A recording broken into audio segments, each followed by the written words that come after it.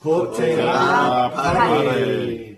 Ka whai whānau nau mai, haere mai hoki mai, ko te rā pare, te rā tua pā o te wiki, Whakataukii, Whakataukii. Ka whai.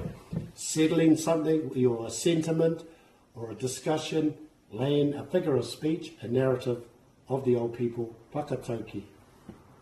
Here's one for tonight, whānau, just using one of our kupu, HOATU. HOATU. HOATU. HOATU. We were saying before, HOATU kia. But we're just going to use it in a figure of speech now, in a narrative. And we're going to say, don't. E kore e HOATU.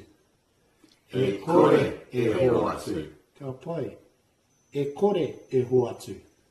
E kore e HOATU. Oh, HOATU ki a wai. E kore e HOATU ki runga. E kore e HOATU ki runga. Ka pai.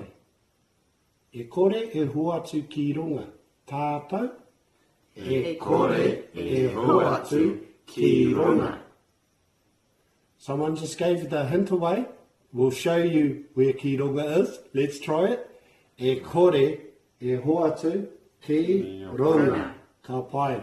I don't want to give too much away. That's all I'm leaving with you this week. We'll do one round. E kore e HOATU ki runga. E kore e HOATU ki runga. E kore e HOATU ki runga. E kore e HOATU ki runga. Ka pai. What does that mean, whānau? Where would you use it? Give me 3 examples. Think literally.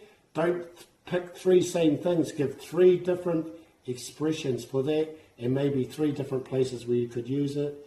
E kore e HOATU ki runga. Tihei. Maori ora. See you tomorrow. Waiata Kīnaki.